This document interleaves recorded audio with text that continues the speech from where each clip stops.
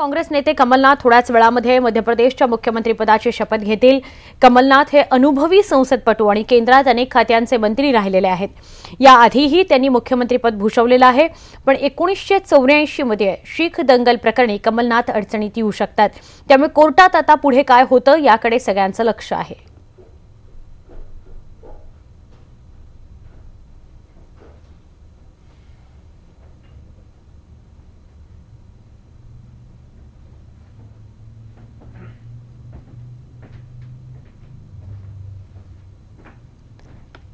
थेट प्रक्षेपण आपण बघतोय। कमलनाथ थोड्याच वेळामध्ये मुख्यमंत्रीपदाची शपथ घेतील। अनेक दिग्गज नेते या शपथविधी सोहळ्याला उपस्थित आहेत। शरद पवार आपल्याला दृश्यांमध्ये दिसतायत। मध्य प्रदेशमध्ये कमळानंतर आता कमलराज बघायला मिळेल। काही क्षणात शपथविधीच्या कार्यक्रमाला सुरुवात होईल। पण आजच सगळ्यात महत्त्वाची घडामोड घडली आहे, ती म्हणजे 84च्या दंगल प्रकरणात सज्जन कुमारला दोषी ठरवण्यात आलेला आहे आणि जन्मठेपेची शिक्षा त्याला ठोठावण्यात आलेली आहे। त्याच्या पार्श्वभूमीवर कमलनाथ यांचा आजचा हा शपथविधी अत्यंत महत्त्वाचा आहे।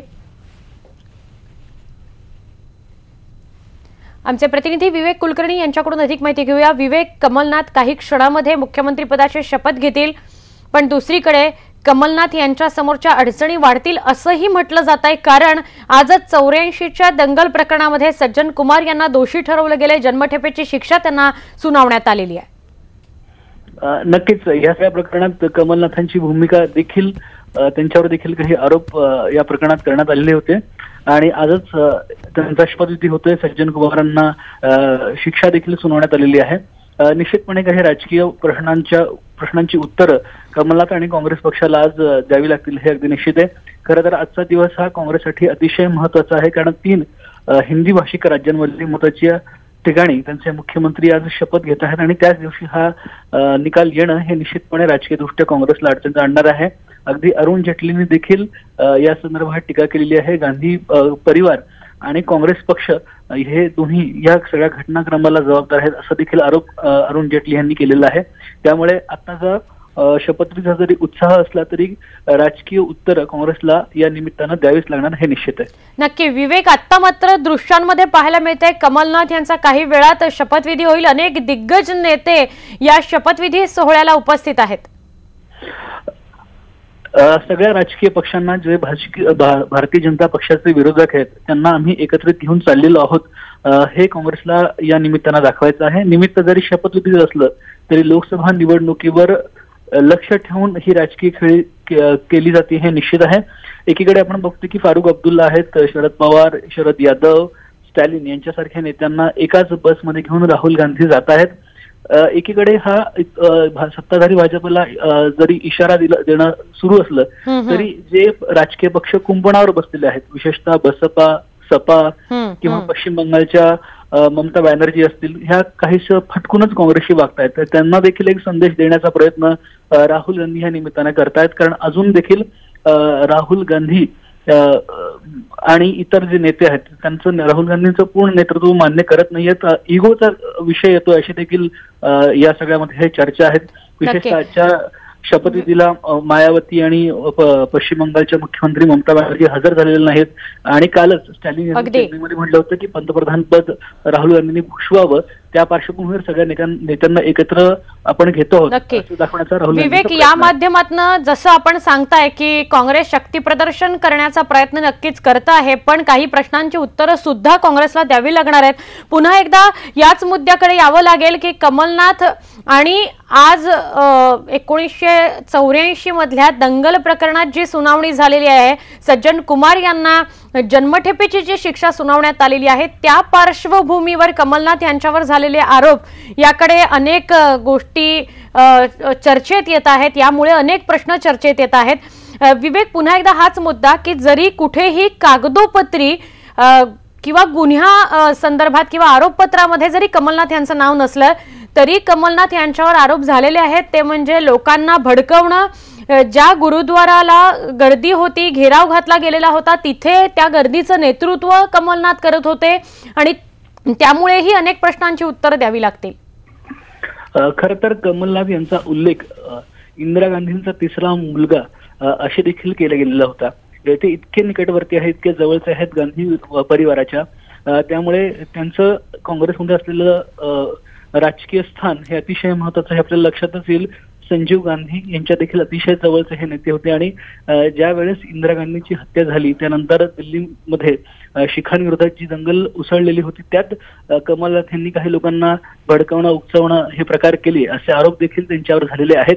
राजकीय दृष्ट्या काँग्रेसला ह्या गोष्टीबद्दल अनेक वेळा जाब देखील विचारला गेलेला आहे आणि आज त्यांचे जे नेते आहेत सज्जन कुमार यांना खरं तर त्यानंतर देखील पक्षाने लोकप्रतिनिधित्व दिलं होतं. 2009ला लोकसभेची जी निवडणूक झाली त्यावेळेस त्यांना तिकीट नाकारण्यात आलेलं होतं. मात्र अशा नेत्यांच्या पाठीशी काँग्रेस आहे असं चित्र हे वारंवार लोकांसमोर गेलेलं आहे आणि ज्या दिवशी सज्जन कुमार यांना ही शिक्षा दिल्लीच्या हायकोर्टानं सुनावलेली आहे त्याच दिवशी कमलनाथ हे तिथं मध्य प्रदेश मुख्यमंत्री म्हणून शपथ घेत आहेत. हा वेगळा योगायोग आहे. मात्र आज उत्साहाचा आणि आनंदाचा काँग्रेसला दिवस असला तरी मुळात जो इतिहास आहे त्याच्यापासून काँग्रेसला पळ काढता येणार नाही आणि याची उत्तरं कमलनाथ यांना देखील द्यावी लागणार हे निश्चित आहे. खरं विवेक, अजून एक मुद्दा तो म्हणजे सज्जन कुमार असतील किंवा टायटलर असतील, या दोघांना कुठे 84 नंतर महत्वाची मोठी पदं दिली गेली आहेत काँग्रेसकडनं असं साधारणपणे दिसलेलं नाही, पण मागच्या टर्म मध्ये सुद्धा मंत्री करण्यात आलेलं होतं कमलनाथ यांना आणि आता सुद्धा खूप महत्वाची जबाबदारी कमलनाथ यांच्यावर सोपवली गेलेली आहे. त्यामुळे या अनुषंगाने सुद्धा बघावं लागेल की कुठेतरी कागदोपत्री गुन्हा कमलनाथ यांच्यावर नाही म्हणून काँग्रेसने कमलनाथ यांना एवढी मोठी जबाबदारी दिली आहे किंवा त्यांच्याकडे सकारात्मक दृष्टीने पाहिलं जात आहे. काँग्रेस आपण आतापर्यंत जर राजकारण पाहिलं तर साधारणतः इंदिरा गांधी पासून ते आतापर्यंत लॉयल्टी, निष्ठा हा खूप मोठा निकष राहिलेला आहे काँग्रेसच्या सगळ्या नियुक्त्यांमध्ये. मग ते मुख्यमंत्री पदाचे दावेदार असतील, कोणाला मुख्यमंत्री केलं असेल, कोणाला केंद्रात मंत्री केलं असेल, प्रदेशाध्यक्ष केलं असेल, या सगळ्यामध्ये काँग्रेस नेतृत्वाशी त्या नेत्याची किती निष्ठा आहे हे बघूनच ही पदं दिली गेली असा आरोप देखील काँग्रेस पक्षावर अनेक वेळा झालेला आहे. आणि कमलनाथ हे गांधी परिवाराचे पहिल्यापासून निकटवर्ती आहेत. इंदिरा गांधींपासून ते सोनिया गांधी आणि आता राहुल गांधी यांच्या सगळ्यांपर्यंत गांधी कुटुंबियांशी अतिशय त्यांची जवळीक आहे. अतिशय ज्येष्ठ आपण पाहिलं तर 9 वेळा ते खासदार म्हणून निवडून गेलेले छिंदवाडासारख्या मतदारसंघामध्ये. याच्यावरूनच त्यांना पक्षाने किती वेळा संधी दिली आहे ही गोष्ट अगदी स्पष्ट होते. लॉयल्टी हा निकष ठेवूनच पुन्हा एकदा खरं तर आता जी आपण 4 नावं ऐकली होती म्हणजे राजस्थानमध्ये अशोक गेहलोत असतील, सचिन पायलट असतील किंवा मध्य प्रदेशमध्ये ज्योतिरादित्य सिंधिया आणि कमलनाथ यांची जी नावं असतील, हे 4ही व्यक्ती गांधी कुटुंबियाशी अतिशय जवळचे त्यांचे संबंध आहेत, अतिशय निकटवर्ती आहेत आणि म्हणून त्यांना ही संधी दिली गेली होती आणि त्याच्यानुसारच कमलनाथ यांना देखील संधी दिली गेलेली आहे आणि तशाच पद्धतीची राजकीय संस्कृती आपण काँग्रेसमध्ये कायम पाहिली आहे. नक्की विवेक, धन्यवाद सर्वंकष या सगळ्या संदर्भात माहिती दिल्याबद्दल आणि संवाद साधल्याबद्दल.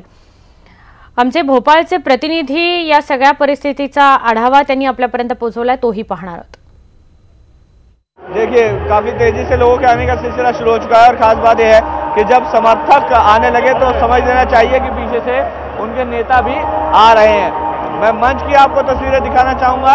मंच में हम देख रहे हैं कि अब सर्वधर्म समभाव की भी एक तस्वीर नजर आ रही है जहां पर तमाम बड़े जो धर्मगुरु हैं वो एक साथ एक मंच पर नजर आ रहे हैं और तस्वीरों में आप देख पा रहे होंगे कि चाहे हिंदू धर्म के हों, चाहे मुस्लिम धर्मगुरु हों या फिर कहे कि सिख धर्म से प्रतिनिधि हों, तमाम लोग यहाँ पर पहुंचे हैं. उनके पीछे आप देख पा रहे होंगे कि आचार्य प्रमोद कृष्णन भी पहुंचे हैं और जाहिर है कि कांग्रेस की सरकार आने के बाद जब 15 साल का सत्ता का वनवास खत्म हुआ है तो सभी को आमंत्रण भेजा गया है. सारे धर्मगुरुओं को भी आमंत्रित किया गया. मंच पर जो अग्रिम पंक्ति है उनमें इन तमाम धर्मगुरुओं को जगह मिली है और यहाँ पर समर्थकों के आने का सिलसिला बहुत तेजी से शुरू हो चुका है. मैं इस वक्त जहाँ पर मौजूद हूँ वहाँ पर तेजी से आप देख सकते हैं कि समर्थक अब आते जा रहे हैं और मंच का जो सामने का जितना भी वीवीआईपी पोर्शन है वो अब लगभग भर चुका है और उसके पीछे तमाम जो कार्यकर्ताओं के लिए जगह बनाई गई थी वो भी लगभग भर चुकी है और अब इंतजार है लोगों को कि जल्दी से जल्दी शपथ ग्रहण समारोह हो, क्योंकि 1:30 बजे का वक्त है शपथ ग्रहण के लिए और 1:30 बजे महामहिम राज्यपाल शपथ दिलाएंगी कमलनाथ को 18वें मुख्यमंत्री के तौर पर।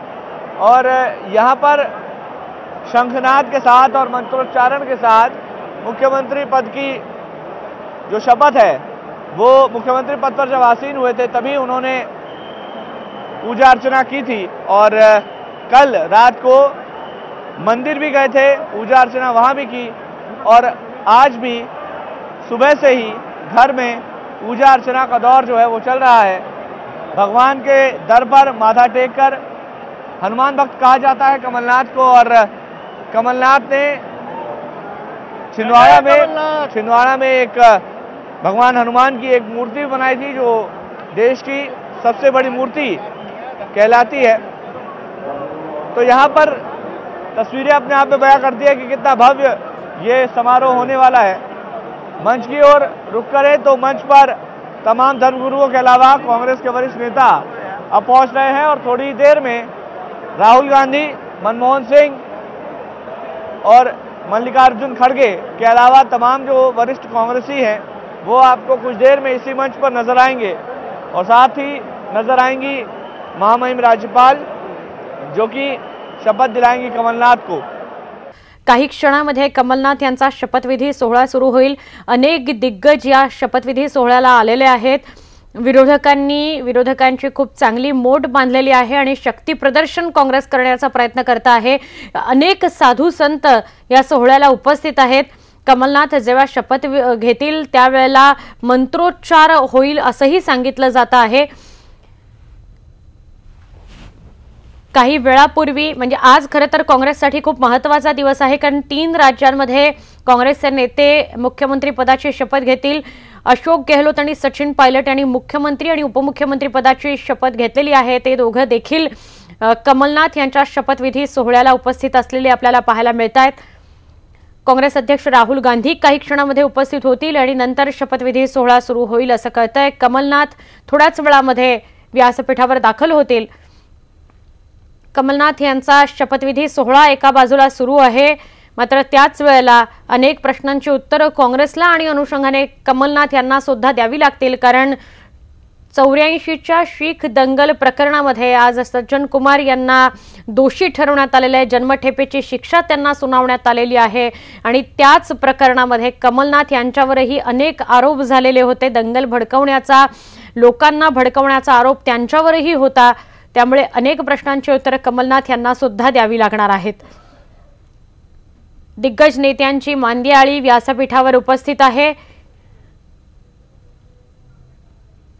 पुन्हा एकदा आमचे प्रतिनिधी विवेक कुलकर्णी आपल्याबरोबर जोडले गेलेले आहेत। विवेक, अनेक दिग्गज नेते व्यासपीठावर उपस्थित दिसतायत। अशोक गेहलोत, सचिन पायलट सुद्धा व्यासपीठावर आहेत। काही क्षणात राहुल गांधी आणि कमलनाथ देखील पोहोचतील आणि त्यानंतर हा सोहळा सुरू होईल असं कळतंय। काय सांगाल? पण अनेक प्रश्न उपस्थित झालेत कमलनाथ यांच्या आजूबाजूला। अगदी निश्चितपणे, आणि याच पार्श्वभूमीवर खरं तर या नेत्यांची मांदियाळी आपल्याला व्यासपीठावर आता दिसतेय। शिवराज सिंग चौहान असतील जे मध्य प्रदेशचे माजी मुख्यमंत्री आहेत, काँग्रेसचे उत्तर प्रदेशमधले नेते राज बब्बर आहेत, स्वतः आता ज्यांनी काही वेळापूर्वी राजस्थानच्या उपमुख्यमंत्री पदाची शपथ घेतली ती सचिन पायलट, नवज्योत सिंग सिद्धू असे सगळे नेते या ठिकाणी आहेत। आपण बघतोय सिद्धरामय्या आहेत कर्नाटकचे मुख्यमंत्री, ते देखील या व्यासपीठावर पोहोचलेले दिसत आहेत आणि सगळे नेते, महत्वाचे नेते या ठिकाणी आहेत। शरद पवार असतील, फारुख अब्दुल्ला असतील, डीएमकेचे नेते स्टॅलिन असतील, हे सगळेच नेते आपल्याला व्यासपीठावर दिसत आहेत आणि काँग्रेसचं एक मोठं शक्ती प्रदर्शन या निमित्ताने आहे। हे सगळे नेते दिवसभर आज एकत्र आहेत, याच्यावरूनच आपण एकत्र आहोत हा संदेश कार्यकर्त्यांपर्यंत पोहोचवण्यासाठी हे नेते किती प्रयत्न करतायत हेच दिसत आहे। कारण एखादा कार्यक्रम असतो त्यावेळेस हे नेते काही काळापुरते एकत्र असतात, पण वेगवेगळ्या पक्षांचे इतके प्रमुख नेते, अध्यक्ष एकत्र आज पूर्ण दिवस असणार आहेत आणि त्याच्यातूनच विरोधकांची एकी लोकांपर्यंत पोहोचवण्यासाठी ह्या सगळ्या राजकीय नेत्यांचा प्रयत्न आहे। निश्चित एक पुढच्या काहीच वेळात कमलनाथ हे राज्याचे मुख्यमंत्री म्हणून आता शपथ घेतील। राज्यपाल आनंदीबेन पटेल ह्या त्यांना शपथ देतील आणि हा शपथविधी सोहळा पार पाडल्यानंतर हे सगळे नेते एकत्रितपणे नंतर छत्तीसगडला जातील, जिथे भूपेश बघेल हे मुख्यमंत्री पदाची सूत्र आपल्या हातात घेतील. दोन्ही राज्यांमध्ये मध्य प्रदेश किंवा छत्तीसगड दोन्ही राज्यांमध्ये 15 वर्षांनंतर काँग्रेसची सत्ता येते आणि त्याच्यामुळे काँग्रेसच्या दृष्टीने आजचा हा शपथविधीचा सोहळा अगदी महत्वाचा आहे. आज पश्चिम बंगालच्या मुख्यमंत्री ममता बॅनर्जी ह्या जरी तिकडे पोहोचू शकले नसते तरी त्यांनी आपले नेते द्विवेदी यांना या सगळ्या शपथविधी सोहळ्यासाठी पाठवलेला आहे आणि त्यातूनच भारतीय जनता पक्षाला योग्य तो राज्य संदेश देण्याचा प्रयत्न या सगळ्या नेत्यांचा आहे. नक्की. पण आज जेव्हा सज्जन कुमार यांना जन्मठेपेची शिक्षा सुनावण्यात आली त्यानंतर मात्र वाऱ्यासारखं एक वाक्य पसरत आहे, आता कमलनाथ अडचणीत येणार, आता कमलनाथ अडचणीत येणार. जर पुन्हा एकदा SITने या चौकशीच्या फेऱ्यामध्ये कमलनाथ यांना आणलं तर 100% त्यांच्या अडचणी वाढतील आणि त्यांचं मुख्यमंत्रीपदही धोक्यात येईल असं वाटतं का, किंवा या चर्चा आतापासून सुरू करायच्या का? मुळात हा प्रश्न आहे की आता जे भारतीय जनता पक्षाविरोधात या तिन्ही महत्वाच्या राज्यांमध्ये जनतेने कौल दिला त्याच्यानंतर एक पॉलिटिकल नॅरेटिव्ह सेट करणं भारतीय जनता पक्षाला आवश्यक आहे. सुप्रीम कोर्टानं राफेल संदर्भात जो परवा निर्णय दिला त्याच्यानंतर देखील तांत्रिकदृष्ट्या आम्ही योग्य आहोत, राफेलमध्ये आमची भूमिका योग्य आहे अशा पद्धतीची एक आक्रमक भूमिका भारतीय जनता पक्षाने घेतलेली आहे. दुसरा जो मुद्दा त्यांना आज 1984च्या दंगलीच्या निमित्ताने मिळालेला आहे आणि त्या निमित्तानं पुन्हा एकदा काँग्रेसशी कोंडी करण्याचा भारतीय जनता पक्षाचा निश्चितपणे प्रयत्न आहे. आपण पाहिलं तर या सगळ्या विधानसभा निवडणुकांमध्ये भारतीय जनता पक्षाचा पराभव झाल्यानंतर बीजेपी बॅकफूटवर आहे असं काहीसं चित्र दिसत होतं. त्यांच्या पक्षाध्यक्षाने देखील या पराभवानंतर कुठलीही प्रतिक्रिया दिली नव्हती. मात्र राफेल चा निकाल सुप्रीम कोर्टाचा आला, त्यातही खरं तर ऑफसेट आणि प्राइसिंग बद्दल सुप्रीम कोर्टाने काही म्हणलेलं नाहीये, जी काँग्रेसची मूळची मागणी आहे. तरी देखील आज आपण पाहिलं की 70 ठिकाणी भारतीय जनता पक्षाच्या नेत्यांनी देशभरात पत्रकार परिषद घेतली आणि आजचा हा जो मुद्दा आहे त्याच्यात अरुण जेटलींपासून इतर सगळे भाजपचे नेते प्रतिक्रिया देतात. त्यामुळे राजकीय दृष्ट्या काँग्रेसला अडचणीत आणण्याचा भारतीय जनता पक्षाचा निश्चितपणे प्रयत्न असणार आहे. आणि नक्की विवेक, एका क्षणासाठी फक्त इथे थांबवते. जसं तू राफेल संदर्भात म्हणतो आहे, 70 शहरांमध्ये आज भाजप पत्रकार परिषद घेते आहे आणि राहुल गांधींना अनुषंगाने काँग्रेसला प्रश्न विचारते आहे, जे प्रश्न पहिल्या पत्रकार परिषदेमध्ये हा निर्णय आल्यानंतर अमित शहानी उपस्थित केले होते. पण काँग्रेसकडून या पत्रकार परिषदेनंतर लगेचच सांगितलं गेलंय किंवा प्रश्न विचारला गेलाय की जे ॲफिडेव्हिट सादर केलं होतं प्राइसिंग संदर्भात सरकारने तेच खोटं सादर केलेलं आहे असा एक पुन्हा काँग्रेसने आरोप केला आणि JPCची मागणी केली आहे. मुळात जी लेख लोखा जी पब्लिक अकाउंट्स कमिटी या संदर्भात नेमली गेलेली होती त्याच्या अहवालाच्या आधारावर केंद्र सरकारनं काही माहिती सुप्रीम कोर्टात सादर केली गेली होती. मात्र ह्या PSCचे अध्यक्ष हे स्वतः काँग्रेसचे जे लोकसभेतले नेते आहेत मल्लिकार्जुन खरगे ते आहेत. त्यांनी मात्र म्हटलेलं आहे की अशा प्रकारचा कुठलाही अहवाल आम्हाला प्राप्त झालेला नाहीये, अशा प्रकारच्या कुठल्याही अहवालावर मी सही केलेली नाहीये. त्याच्यामुळे केंद्र सरकार ज्या आधारावर सुप्रीम कोर्टामध्ये भूमिका मांडत आहे ती चुकीची आहे आणि तो आरोप काँग्रेसने केलेला आहे. पक्षाध्यक्ष राहुल गांधी यांनी स्वतः पत्रकार परिषद घेऊन ही माहिती दिलेली आहे. आपण पाहिलं की गजानन कीर्तिकर जे शिवसेनेचे खासदार आहेत आणि जे PSCचे सदस्य आहेत किंवा मग गोपाल शेट्टी हे भारतीय जनता पक्षाचे उत्तर मुंबईचे खासदार आहेत, त्यांनी देखील म्हटलेलं आहे की अशा प्रकारचा अहवाल आमच्या हाती आलेला नाहीये. जर PSCच्या अध्यक्षांच्या हातीच हा अहवाल आला नसेल तर मग केंद्र सरकारने कुठल्या आधारावर सुप्रीम कोर्टामध्ये आपलं स्टेटमेंट मांडलं किंवा आपली भूमिका मांडली हा प्रश्न निर्माण होतो. आणि त्या निकालामधल्या करेक्शनसाठी देखील सुप्रीम कोर्टात केंद्र सरकारनं आपलं त्यात बदल करण्यात यावा अशा पद्धतीची पुन्हा एकदा भूमिका मांडलेली आहे. त्याच्यामुळे नेमका आधार कुठला आहे केंद्र सरकारच्या युक्तिवादाचा हा प्रश्न उरतो. की राफेलचा मुद्दा असू दे किंवा आता कमलनाथ यांच्यावर होत असलेले आरोप आणि त्यांना अडचणीत आणण्याचा प्रयत्न, हे दोन्ही मुद्दे असू देत, काँग्रेस विरुद्ध भाजप असं चित्र मात्र आता देशभरामध्ये उभं राहिलंय हे मात्र